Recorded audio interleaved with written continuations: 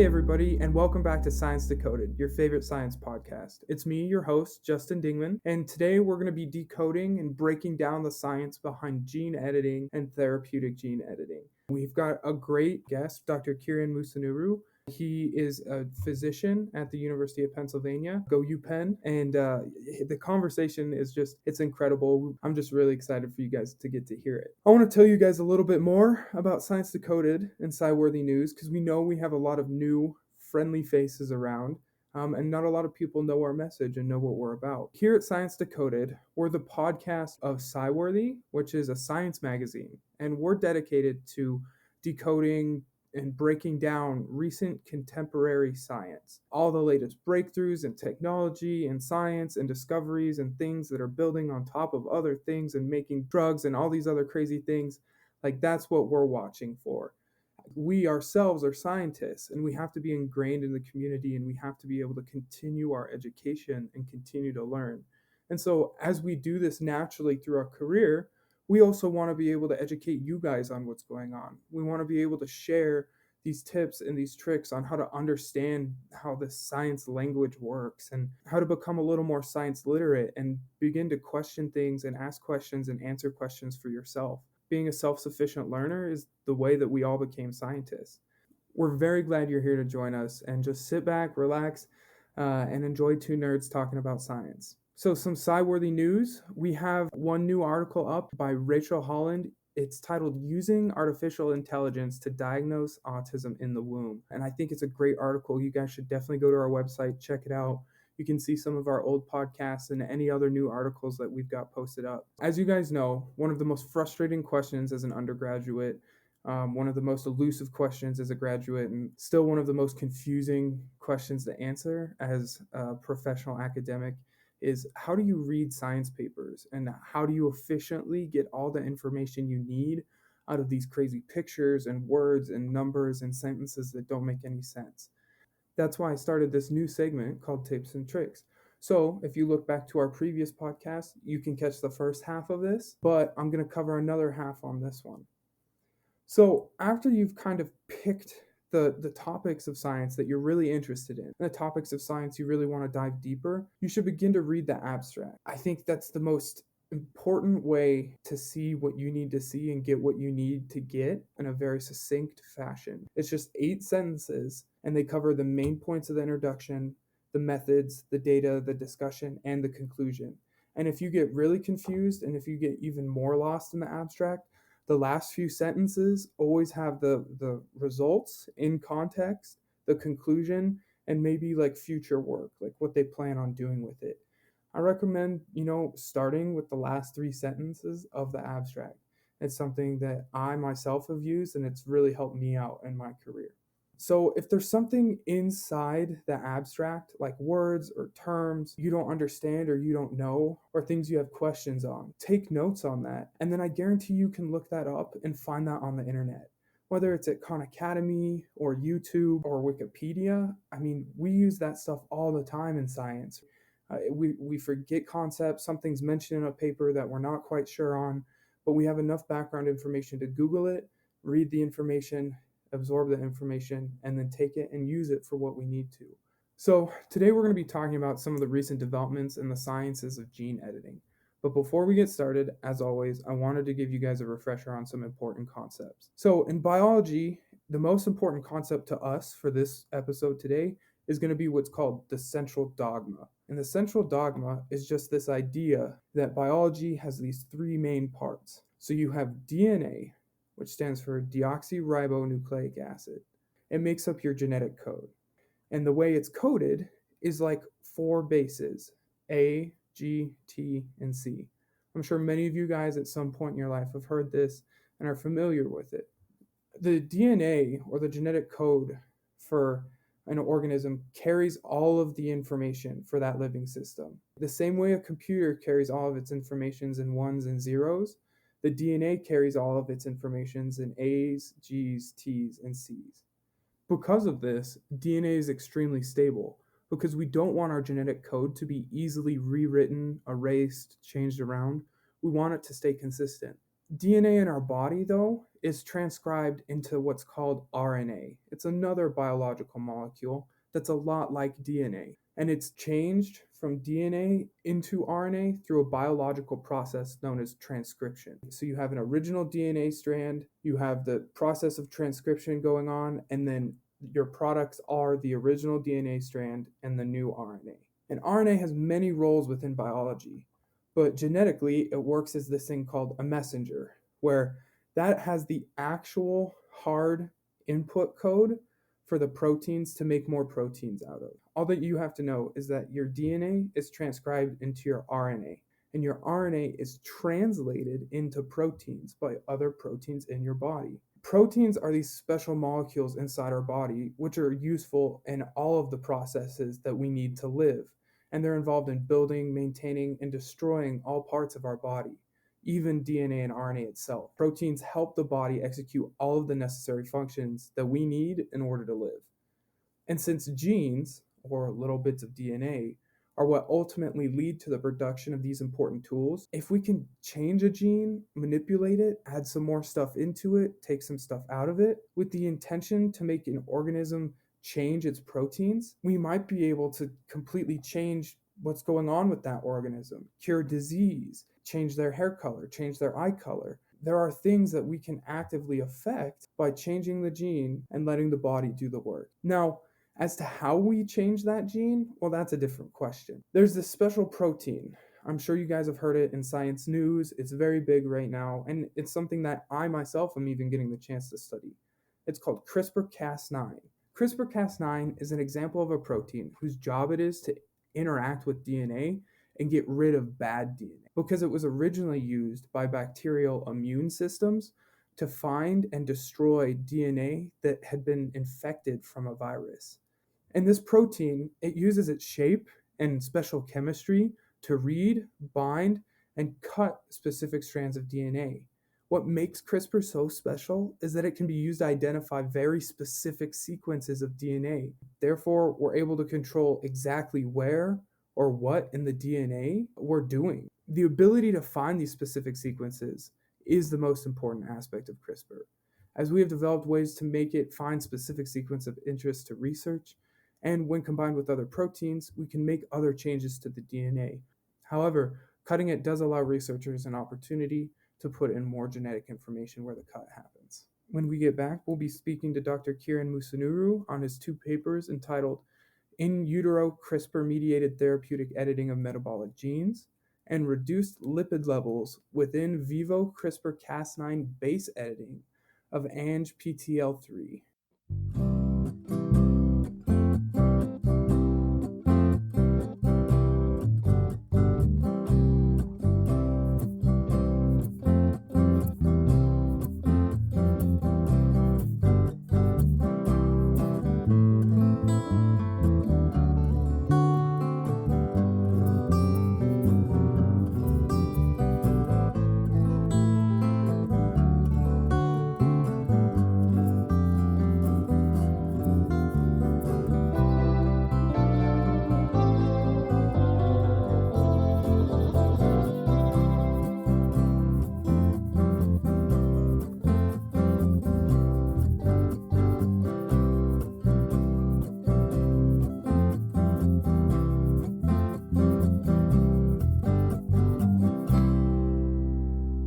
Well, welcome back to Coders. Today we're going to be speaking with Dr. Kiran Musunuru about 2 of his recent papers titled In Utero CRISPR-Mediated Therapeutic Editing of Metabolic Genes and Reduced Blood Lipid Levels within Vivo CRISPR-Cas9 Base Editing of the gene ANGPTL3.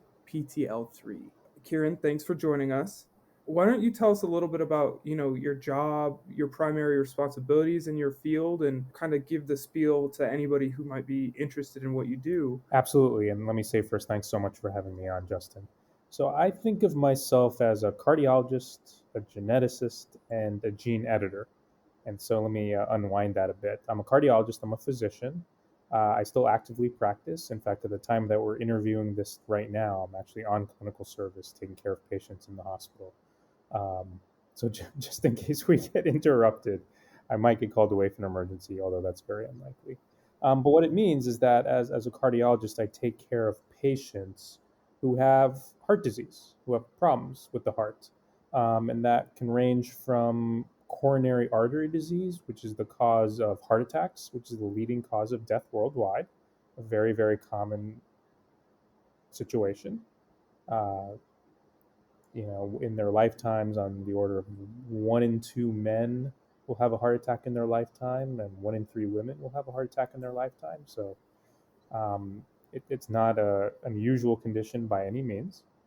Other types of diseases I study, or as well as take care of patients, include heart failure or conditions that lead to heart failure, so structural problems with the heart, as well as rhythm problems.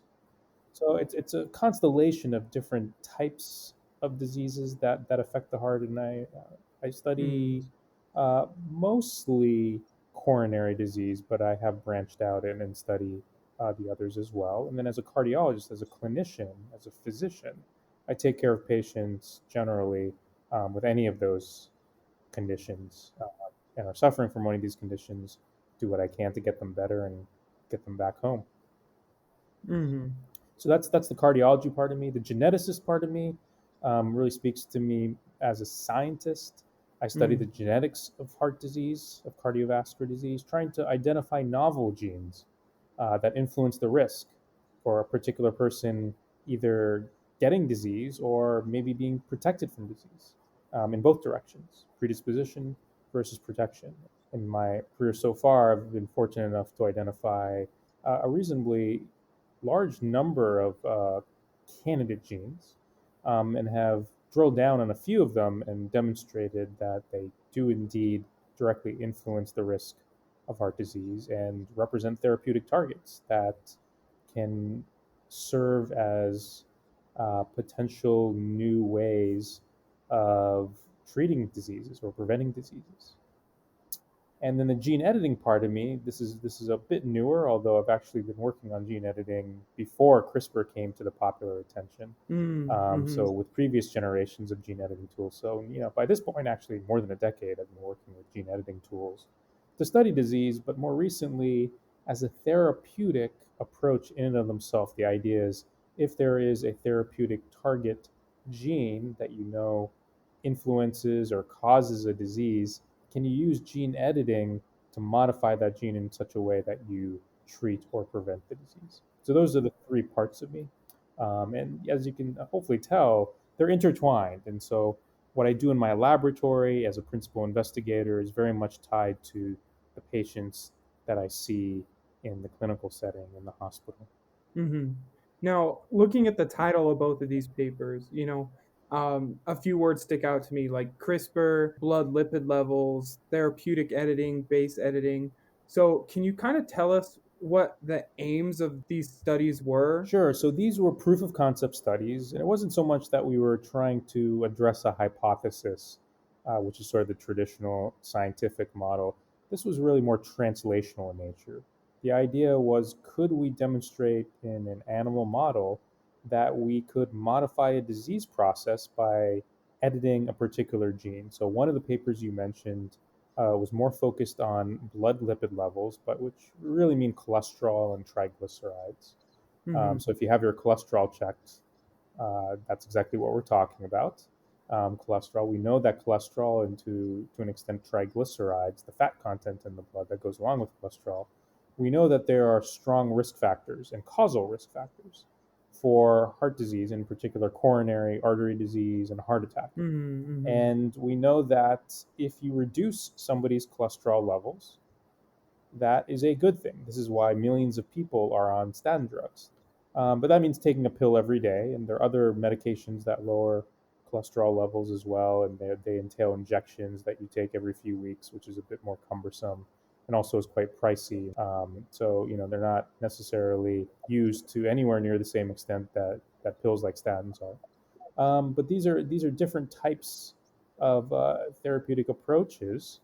Now, the issue of gene editing is you could potentially identify a gene that's linked to cholesterol levels and then use editing to modify that gene in a permanent way.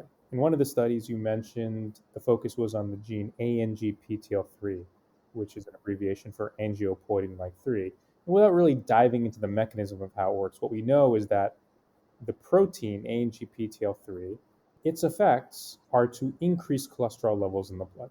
And so, if you can turn off that gene or otherwise block it, you will reduce the cholesterol levels in the blood. And if you do that in a person, you will reduce their risk of a heart attack because there is a direct causal relationship between this particular gene and cholesterol. So conceptually, it seems very simple. Hey, just turn off the gene or block the protein, and it actually kind of turns out that way. So there is a monoclonal antibody drug that was just approved by the United States Food and Drug Administration earlier this year that binds to the ANGPTL3 protein in the blood and blocks its action and essentially clears it out of the blood. You're preventing the protein from being made, and that has the same effect as a monoclonal antibody in the blood binding the protein. It's essentially turning things off, and that will bring cholesterol levels down. Those are in clinical trials. They have not been approved for broad clinical use yet, although if they pan out in the coming years, you can expect those to be therapeutic options. But I'm more interested in gene editing. Gene editing, the idea is that you can work on things at the DNA level. You can turn off the gene in a way that is permanent. You can't really do that with proteins in the blood because new protein is always being made. Can't really do that with messenger RNA because new messenger RNA molecules are always being made, transcribed from the DNA. But if you make a permanent genetic change, it has the potential to be a once and done therapy. It has the potential to be permanent. So the question I asked in the one paper with ANGPTL3 is could we deliver CRISPR to make a specific change that would turn off the ANGPTL3 gene in the liver, and in doing so, reduce cholesterol as well as triglycerides. In the second study, we did something a little different. The focus was more on not so much a cardiovascular disease, ironically, since I'm a cardiologist, it doesn't mean I'm necessarily restricted to just working on cardiovascular diseases. That's the fun of science. You can go where your imagination and your interests take you. But the focus was more on a biochemical disorder, a rare disease called tyrosinemia, where the liver cells have an enzymatic defect because of gene mutations that prevent them from breaking down the amino acid tyrosine properly. And Mm. because they're not able to break down tyrosine, you end up with toxic molecules, metabolites that don't get cleared properly and kill the liver cells. So we asked, can we use CRISPR or a version of CRISPR Mm. to modify the genetic process that leads to this abnormal breakdown of tyrosine? And the answer is yes, we could. And the other wrinkle to that particular study is that because this is a disease where damage is already occurring to the liver while the patient is in the womb, in utero. Now, they don't die in the womb because the mom, through the placental circulation, can clear out toxic metabolites, can fulfill the function of the liver, keep the fetus's liver alive. And so, our proof of concept study was to use a mouse model, again, in this case, a mouse model of tyrosinemia. The fetuses do okay while they're in utero. And what we found is that if we went in early, and by which I mean we actually did the equivalent of fetal surgery, but instead actually did fetal gene editing, if we could access the fetus, and the way we do that is essentially like a partial C-section, if you will, where you open the uterus and you take each fetus. It's in its own amniotic sac, and it turns out that there is a blood vessel called the vitelline vein that you can see on the amniotic sac, and it offers a direct route into the fetal liver. And so we found that when we injected viral vectors that encoded CRISPR, it took it right into the fetal liver and knocked out the target gene. And then what we found is that when the mice were born, they survived. They did not die. And not only did they survive, they thrived. So you can treat this tyrosinemia with a medication that, interestingly enough, is a repurposed pesticide. It works, but it's not the best. It's not the best way to address the condition. What we found is if we use gene editing while still in the womb, in utero, the babies that were born, they survived, they grew into adulthood, and they thrived, and they greatly outperformed, that's the right word to use here, the mice that only started receiving the drug, in their water effectively. after they were born. So treating the condition genetically and going early was unequivocally beneficial. So those were the concepts that we were trying to prove in these two studies, and together I think they offer a strong argument for genetic therapies, gene editing therapies that might someday be used in human patients. Yeah, I mean, those are some impressive results. And I think it's something you can be proud of, stepping in and making those assertions based off your data. One question I always have, especially when we talk about gene editing, is we have to be conscious of off pathway effects or knocking out or changing genes or shifting reading frames or, something just crazy that you could do to the genetic code. How are you able to confidently assess your results in light of the complexity of the problem you're trying to solve? Absolutely. So there are really two angles to this question. The first is, how do we reduce off target edits, or even if they're not off target, even if they're in the right location, have unintended consequences. So you mentioned, Hmm. like, or you alluded to deletions or insertions or big, large scale changes that, like perhaps don't affect just the gene you're targeting. So you can have both off-target effects in the sense that you're hitting a gene somewhere else in the genome, entirely unintended, or you can hit the gene you want to hit, but you can have unintended consequences in the local area. So you have to be mindful of both of those. So one angle to go after it is to use tools that are more precise. And so when we talk about CRISPR, there are actually three generations of tools of CRISPR. There's the original CRISPR tool that will make double strand breaks in DNA, and the way you make changes in the DNA is actually dependent on errors in the repair process.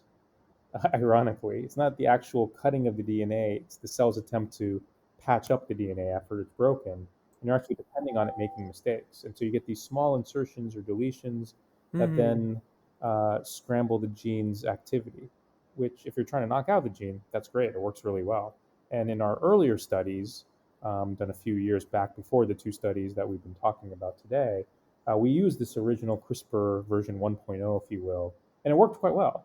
But it was a bit uncontrolled because we couldn't really, determine or fix exactly which types of mutations we get. We would get, each cell would have a different type of mutation or a different mutation, a different length of insertion or deletion. It worked great to knock down the gene, but there was definitely the potential for unintended consequences. Hmm. When we say insertion and deletion here, we're talking about, inserting genetic information or accidentally deleting genetic information or, just messing up part of the process that transcribes genetic information into the proteins Exactly. that are active in our body. Exactly right. Exactly right. Now, version 2.0 is what is known as base editing. And so this technology, it's based on CRISPR. Instead of making double strand breaks, you can go to a specific location and actually, instead of breaking the DNA, you're making a chemical modification of the DNA base. So turning it from one letter into another. It's much more precise. And because it's much more precise, there's much less potential for unintended consequences, either at the place that you are targeting, the gene you are trying to affect, or elsewhere in the genome. So it's just intrinsically cleaner. And then there's a third generation that's even more recent called prime editing. And so these newer forms of CRISPR actually offer a safer way, I would argue, of doing the things that you want to do, changing genes for therapeutic purposes. So that's one dimension of addressing the off-target edits. You asked another aspect of it, which is, how do you know if you're making off-target edits? And so there are a whole variety of techniques that have been developed to assess where else in the genome might you inadvertently be making changes. And so it offers us the opportunity to say, well, let us design our CRISPR system.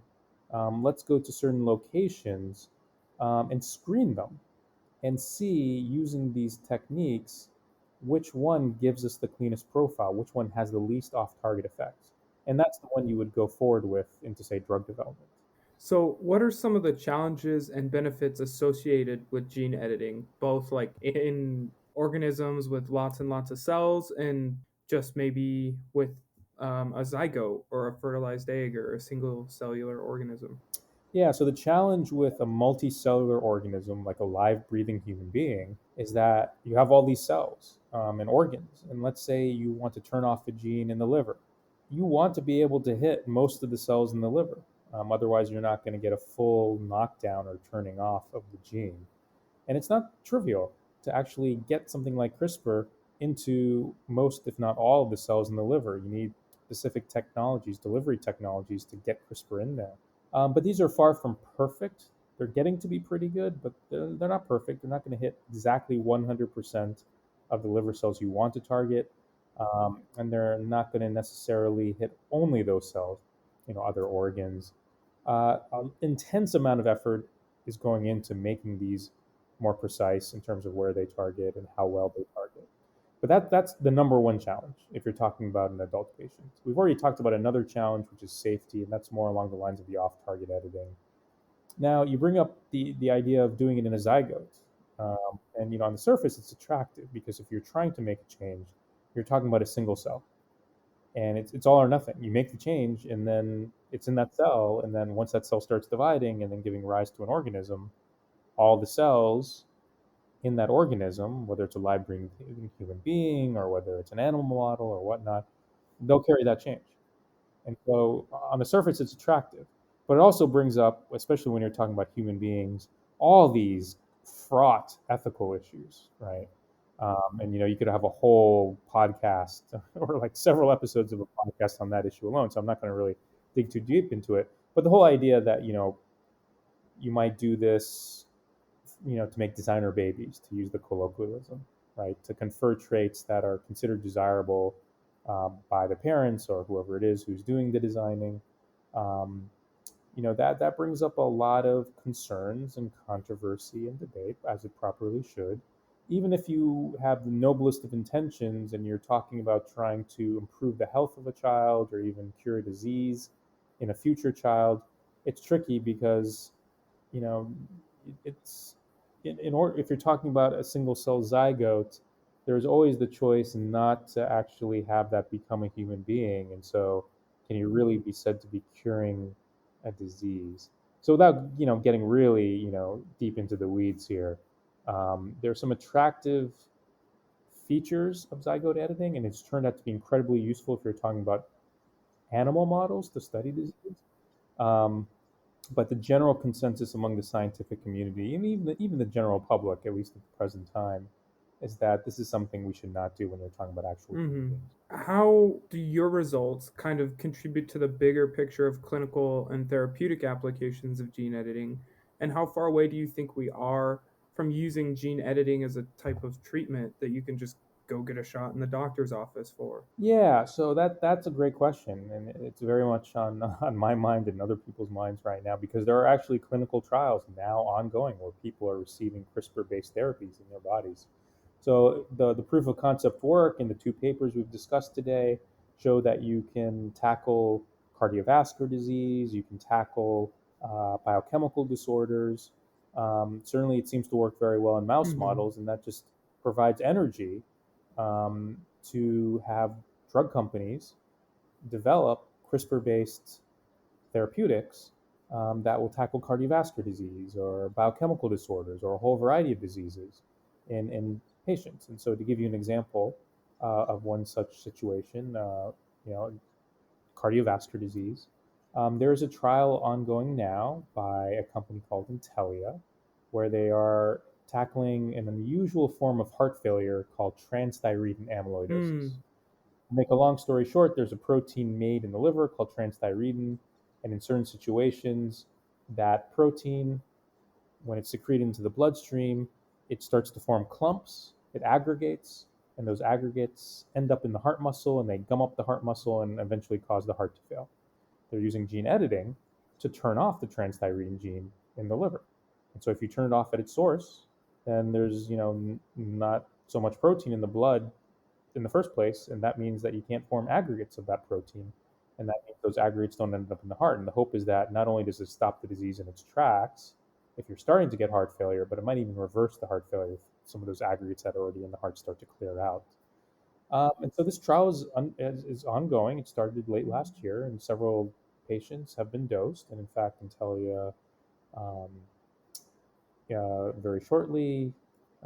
This month, being June of 2021, I've actually just announced that they're going to report out the results of that clinical trial at a scientific conference. And so it'll be very interesting to see how effective their attempt to use CRISPR in patients with transthyretin amyloidosis, how well they will respond, how successful CRISPR is at actually turning off the gene and reducing the amount of protein in the bloodstream and so This all sounds super exciting. I mean, just the fact that we're this close to actually getting it approved. yeah, I mean, it's looking promising so far. It'll take a few years before these things get approved. I mean, clinical trials do take time.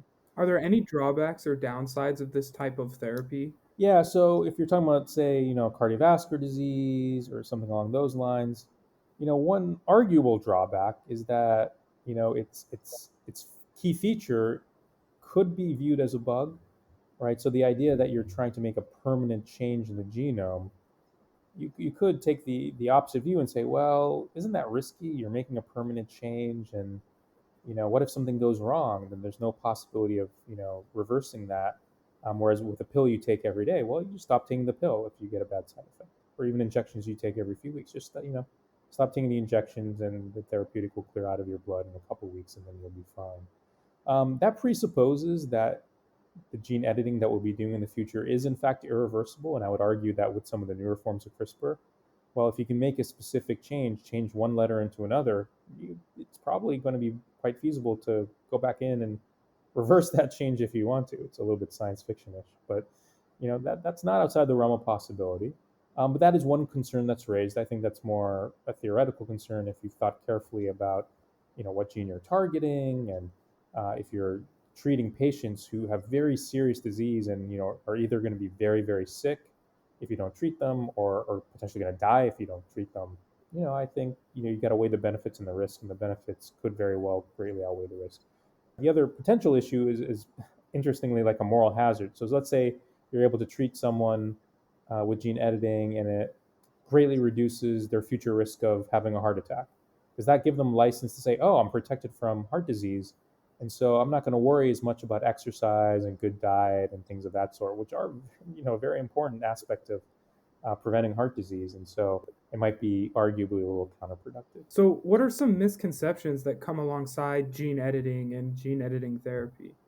Yeah, I think some misconceptions is that it could be used to alter some things that are very complex, whether it's complex diseases like type 2 diabetes, where we don't have a full understanding of exactly how the disease occurs, and where you can't really point to a single gene where if you turn it off or turn it on, you're going to magically cure the disease. Like psychiatric disorders, for example, very, very complex, probably many, many genes in play. Thinking that you're going to be able to edit just one gene or a couple of genes and fix the problem is probably unrealistic. Now, there are some applications. I mentioned heart attack and cholesterol genes. If you can turn off just one cholesterol gene, it looks like it will actually be able to protect against heart disease. But most diseases are not like that. And then, if you even go beyond diseases, I think there's some misperception out there that, going back to the idea of designer babies, like, could you enhance intelligence or athletic ability by using gene editing? And those things are so complex. You'd have to change probably hundreds or even thousands of genes to get really, like smart kids or very athletically um, talented kids or something like that. Yeah, and at this point, we're even just struggling to get on the market this idea that we can edit one gene Yeah, effectively and safely, let alone thousands with so many maps of interactions. exactly. Well, I always like to ask my guests at the end of every podcast one final question. Kiran, why'd you come on today? Is there anything you want to tell our listeners, about your job, about your love for science, about yourself? Yeah. Well, I feel like I'm living a dream. I mentioned, the various aspects of myself. I'm a physician, but I'm also a scientist. And so being in a position where I can treat patients and learn from patients, and help them recover or prevent their diseases. But then being able to also be in the laboratory and using really cutting edge technologies and actually be able to use that in service of those very same patients that I'm seeing in the clinical setting. I mean, it's just intoxicating. It's so exciting to be able to go from people say bench to bedside, but it's actually both directions. Bedside, you actually study patients and you learn things about the genetics of disease, and identify new therapeutic targets. Then you go to the bench and you better understand how those target genes work, and then develop new types of therapeutics like gene editing or whatnot.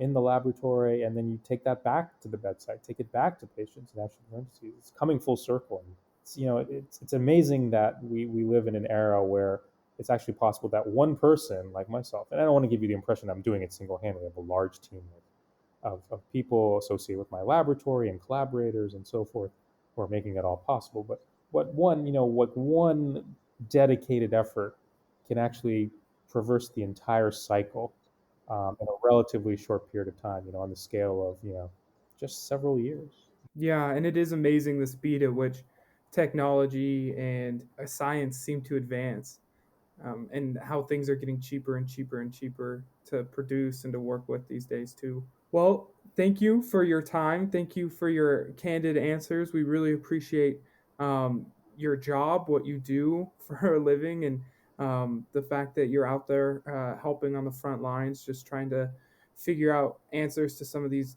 deep diseases and genetic questions. And so, from all of us, we just want to thank you. It's been my pleasure, Justin. Thanks so much again for having me on.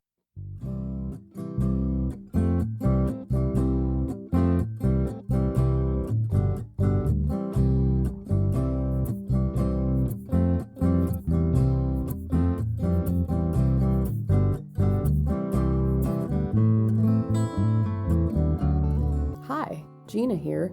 Thanks for listening to Science Decoded. We want to thank our host with the most, Justin Dingman, as well as our behind-the-scenes team members, Osama Alien and Garrett Campion.